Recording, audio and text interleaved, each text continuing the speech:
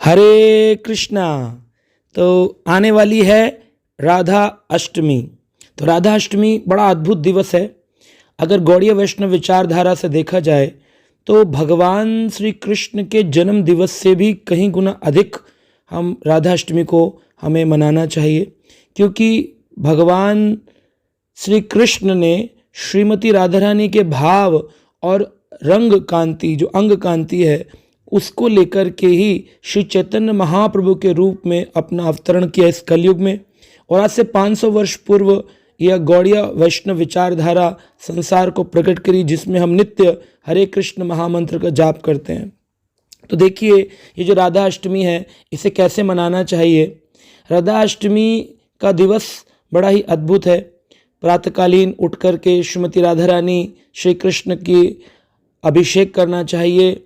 और यह कार्य जैसे श्री कृष्ण का प्राकट्य या जन्म रात्रि 12 बजे होता है अष्टमी तिथि को, वैसे ही श्रीमती राधा रानी का प्राकट्य जन्म दोपहर के 12 बजे होता है।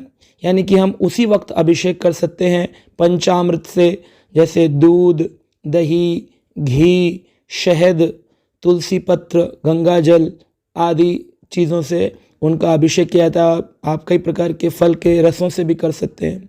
अभिषेक करने के बाद में 12 बजे श्रीमती राधा रानी की आरती की जाती है। विभिन्न प्रकार के भजन गाए जाते हैं।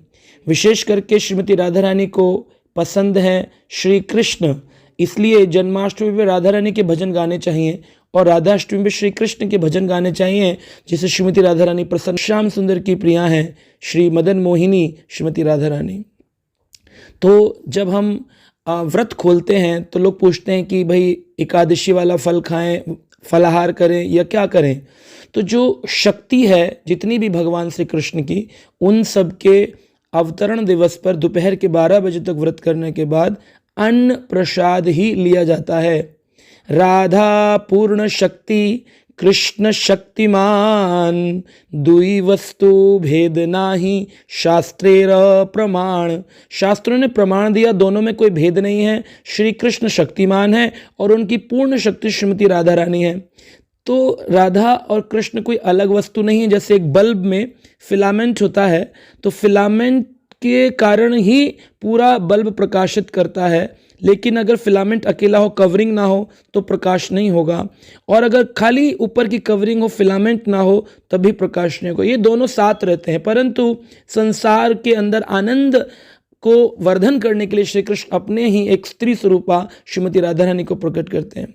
तो यहाँ पर कई बार लोग पूछते हैं तो अन्न में क्या राधा रानी को पसंद है। तो श्रीमती राधा रानी के लिए स्पेशली बनाई जाती है सब्जियों में अरबी की सब्जी श्रीमती राधा रानी को बड़ी प्रिय है। और श्रीमती राधा रानी के लिए कचौड़ी बनती है, जिसे राधा वल्लभी कचौड़ी कहते हैं। वो कचौड़ी का भोग भगवान श्रीमती राधा रानी को लगता है। और स्वीट्स में, मिठाइयों में मालपुआ, कलाकंद आदि, बरसाना में बहुत सारी चीज़ें श्रीमती राधा रानी को रावल ग्राम में, श्रीमती राधा रानी का जन्म रावल ग्राम में हुआ। और फिर बाद में जब वो 2.5 से 3 वर्ष की थी, तब उनके पिता वृषभानु महाराज और कीर्तिदा माता ने उनको लेकर के बरसाना धाम, जो कि ब्रह्मचल पर्वत के ऊपर विराजमान है, वहाँ पर गए। क्योंकि गोकुल में श्री कृष्ण के वहाँ उपस्थित होने पर कई प्रकार के आक्रमण हो रहे थे। तो ये सब विस्तार में आपको कथा सुनाएंगे राधा अष्टमी वाले दिन। लेकिन आज इतना समझना है कि हमें अन्न प्रसाद ग्रहण करना है भगवान को भोग लगाने के बाद। हर शक्ति का जो व्रत होता है वो 12 बजे तक होता है और उसके बाद अन्न प्रसाद होता है। सुबह 12 बजे तक आप अगर निर्जल कर सकते हैं तो बहुत अच्छा है। निर्जल नहीं कर सकते हैं तो जल पी के करिए। जल पी करके मुश्किल हो रहा है तो फल खाकर करिए, लेकिन अन्न 12 बजे तक नहीं लेना है। अभी एक प्रश्न आता है कि राधा रानी बड़ी हैं कि श्री कृष्ण बड़े हैं, क्योंकि कई टीवी सीरियल्स ने उनको बड़ा बता दिया। तो गौर गोविंद अर्चन स्मरण पद्धति के अनुसार, जो गौर गोविंद भगवान की जो अर्चन पद्धति है, उसमें शास्त्रिक बात है, भगवान श्री कृष्ण की एक रूप है जिसे नव यौवन रूप कहते हैं, जिसमें भगवान ना तो कभी छोटे होते हैं ना बड़े होते हैं। एक फिक्स्ड उनकी उम्र है, वो है 15 वर्ष 9 महीने 7.5 दिन। ये फिक्स्ड उम्र है। भगवान हमेशा किशोर अवस्था में रहते हैं। और किशोरी श्रीमती राधा रानी, इनका जो एक फिक्स्ड उम्र है नव यौवन के रूप में, वो है 14 वर्ष 2 महीने 15 दिन। यानी कि श्री कृष्ण लगभग 15 वर्ष के हैं और श्रीमती राधा रानी 14 वर्ष, यानी 1 वर्ष का भेद है।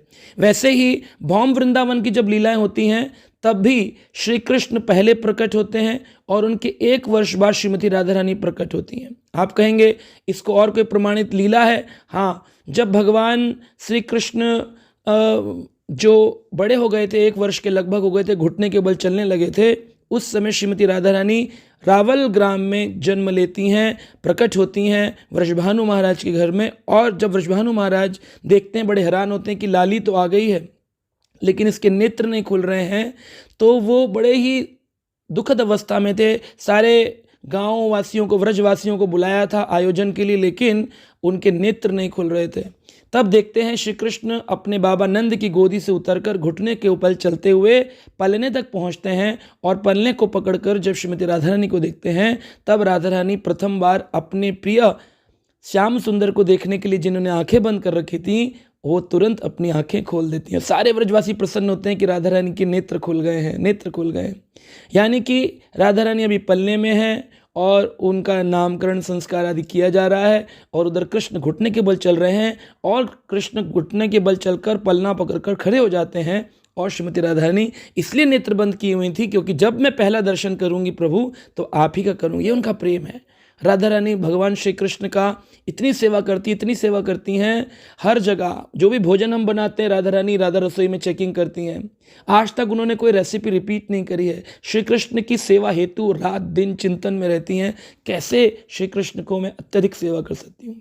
तो इसी भाव से कि हम भी श्री कृष्ण की सेवा अधिक से अधिक करें, हमारी ठकुरानी श्रीमती राधा रानी बरसाने वाली रावल वाली की जय। हम ये बना रहे हैं उत्सव 23 सितंबर 2023 को, 23 सितंबर 2023, और सब लोग तैयार हो जाइए इस उत्सव को बनाने के लिए बड़े ही उत्साह के साथ, क्योंकि गौड़ीय वैष्णवों के लिए राधा रानी ही उनका तत्व है, राधा रानी ही उनका प्राणधन है। राधा रानी ही सिखाती हैं आदि गुरु रूप में कैसे श्री कृष्ण की सेवा की जाए। अधिक से अधिक भजन गाइए, ज़्यादा मात्रा में जप करिए, ज़्यादा मात्रा में शास्त्र पढ़िए और इस आयोजन को अत्यधिक प्रेम से, उल्लास से बनाइए।